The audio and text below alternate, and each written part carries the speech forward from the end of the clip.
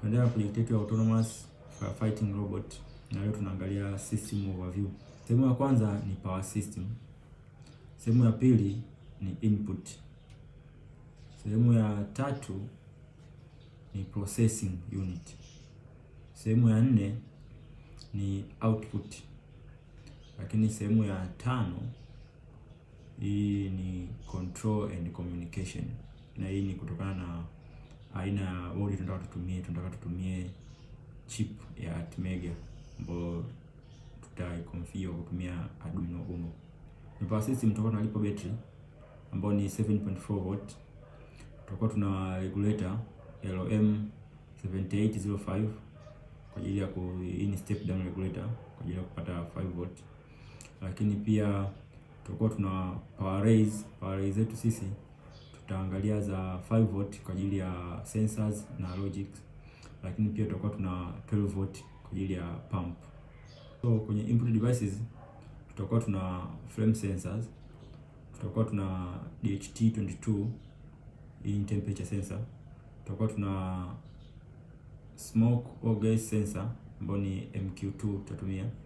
Lakini pia tutakuwa tuna ultrasonic sensor HCSR4 hii kwa ajili ya kupima distance. Hizi zote zinatumia 5 volt. Kwenye processing unit tutatumia ATmega 328P clock 16 MHz external crystal ambao tutaprogram kwa kutumia Arduino. Kwenye output devices tutakuwa tuna servo motor ambayo itatusaidia sisi kuweza control ile head ya robot. Lakini pia tutakuwa tuna motor driver, tutatumia L298N hii kwa ajili ya control DC motors.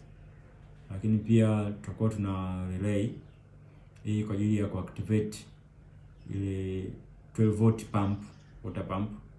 Lakini pia tutakuwa tuna mini pump kwa ajili ya kuweza kufanya spraying ya whether ni maji au ni hiyo foam kutokana na type ya motor ambayo tunakuwa nayo.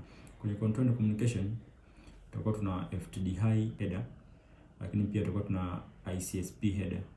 Hizi kwa ajili ya kuweza kufanya USB programming na kuchoma hiyo bootloader ambayo tumeamua tutumie kwenye ATmega 389P. So summary flow, tukianza kwenye battery, tutaenda kwenye regulator, tutaenda kwenye processing, tunapata microcontroller. Lakini pia tuna input ambayo itatuletea sisi taarifa kwenye microcontroller. Hii microcontroller itatoa taarifa kupeleka kwenda kwenye output. Hivyo ndivyo ambavyo autonomous firefighting robot atafanya kazi. Let's build. Your Majesty, Alpha King.